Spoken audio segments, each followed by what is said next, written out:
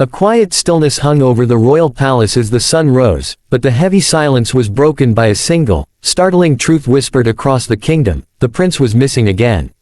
Servants scrambled through marbled corridors, advisors muttered in frustration, and the king stood at the balcony with a face hardened by disappointment. His only son, Prince Aaron, heir to the throne of Eldoria, was nowhere to be found.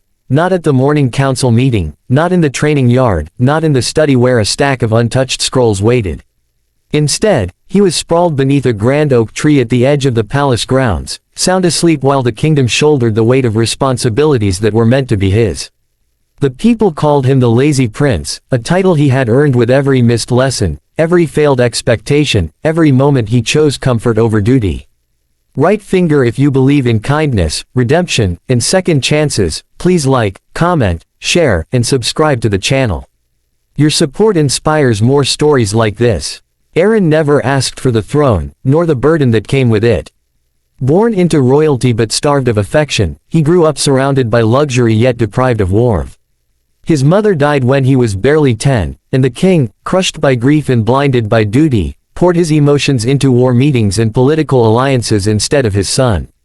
Aaron slowly withdrew from everything, numbing himself with sleep, silence, and avoidance. He drifted like a ghost through the palace grounds, retreating more and more into himself as expectations grew heavier. Soon, laziness became his shield, his excuse, his escape from a world he never felt ready to face. But kingdoms cannot run on excuses, and time cannot be stalled by a prince's fear. Whispers began to fill the marketplace. Children joked about the useless prince who slept all day. Merchants shook their heads at the future of the throne. Farmers prayed that the king would live long enough to prevent disaster. And though Aaron pretended not to hear, every word carved a deeper wound inside him, fueling the very laziness people condemned. He felt powerless, incapable, and undeserving of leadership. What was the point of trying, he thought, when failure seemed inevitable? The turning point came on a stormy evening when the king summoned Aaron with a rare urgency. The skies thundered as rain battered the palace windows. The great hall was lit by fiery torches that flickered like restless spirits. The king stood tall but weary, his eyes not angry this time, just defeated. He told Aaron that a deadly drought had struck the southern villages, wells were drying, crops were failing, and people were beginning to flee. The kingdom needed leadership, action, hope, anything that could reassure them. The king, aged and exhausted, couldn't travel. He needed Aaron to go in his stead. It was a chance to prove himself, the king said quietly, a chance to finally rise. Aaron felt the familiar fear surge through him. Leadership terrified him. Responsibility paralyzed him. He didn't know how to handle councils, how to solve crises, how to command respect. His instinct was to refuse, to run, to hide beneath the canopy of the old oak tree until the storm, and the world, passed over him. But something in the king's expression pierced him deeper than any scolding ever had. It was vulnerability, a silent plea, a tired hope that maybe his son was not completely lost. For the first time in years, Aaron nodded. Traveling to the drought-stricken region was a harsh awakening. He saw villages coated in dust, children with cracked lips and sunken eyes, and fields where once green crops lay shriveled like forgotten bones. The air felt brittle, the heat merciless. People rushed to greet him, but not with cheers. They held their breath, unsure whether the prince who was known for doing nothing could do anything at all. Aaron felt their skepticism press heavily upon him. His palms trembled. Sweat soaked his shirt. He wanted to turn back. Yet as he looked at the faces around him, exhausted mothers, desperate men, frightened children, he felt something stir inside him. Pain, guilt, and something more fragile, something new, the desire to help. Day after day, he walked through the villages, listening, learning, witnessing. He watched as villagers dug at dry wells with blistered hands, as elders whispered prayers to empty skies, as young boys tried to carry water in broken pots from distant springs.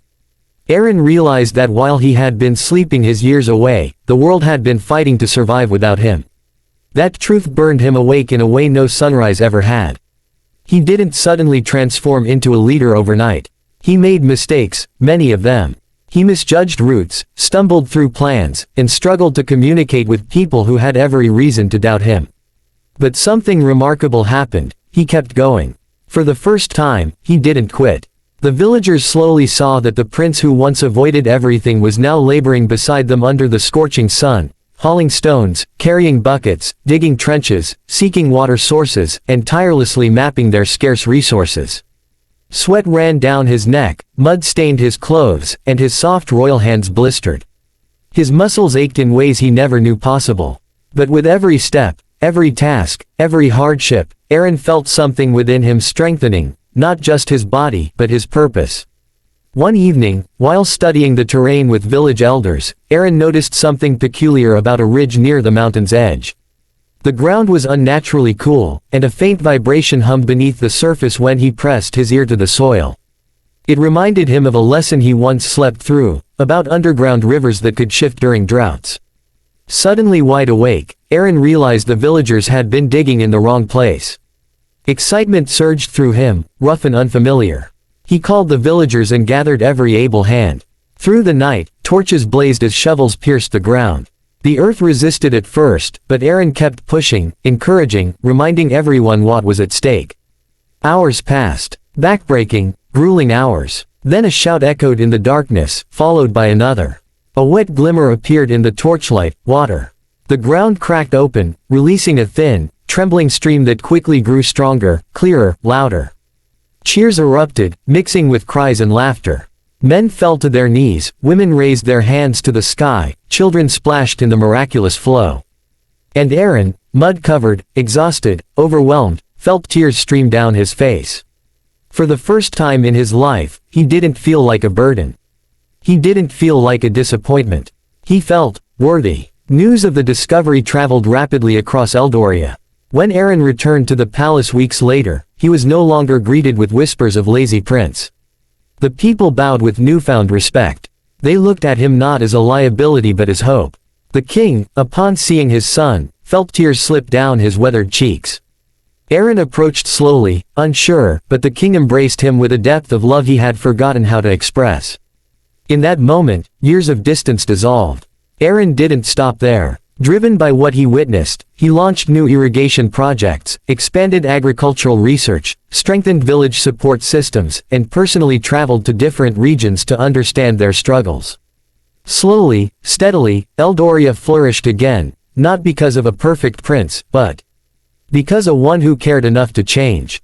But Aaron also transformed as a person. He no longer used sleep to escape, no longer hid from challenges, no longer let fear paralyze him. He learned that bravery wasn't the absence of fear, it was choosing to act despite it. Laziness had been only the shell, the real Aaron had been waiting, buried beneath years of hurt, misunderstanding, and unspoken expectations. As years passed, the story of the lazy prince who saved the kingdom spread across lands far beyond Eldoria's borders. Travelers repeated his tale, parents told it to their children, and villages remembered him not for the title he once carried, but for the man he became. Aaron's journey inspired countless souls who felt lost, reminding them that transformation wasn't reserved for the extraordinary, it was possible for anyone willing to take the first step. Right finger if this story touches your heart, please like the video, subscribe to the channel, and share it with someone who needs hope and courage today. Your support means the world. As Aaron stood one evening beneath the same oak tree where he once spent hours sleeping, he felt a gentle breeze brush his face. The golden sunset painted the sky in shades of fire and promise. He closed his eyes and breathed deeply. He was no longer running from life, he was walking toward it with purpose. He thought about the boy he had been, the man he had become, and the kingdom he now devoted himself to. He felt grateful for the struggles that shaped him, the people who believed in him, and the lessons that woke him from a long slumber no alarm could have ended. Speech balloon. Before you read the ending, please comment below, do you believe people can truly change? Your answer matters. In the end, the world did not remember Prince Aaron as the lazy heir who avoided responsibility. They remembered him as the king who rose from his own shadows, who embraced kindness as his strength, who turned failure into fuel for growth, and who proved that even the softest soul can carry the weight of a kingdom when given a chance. And long after his reign, parents told their children the same hopeful message his story carried. No matter how lost you feel, there is a greatness inside you waiting to awaken, if only you dare to try.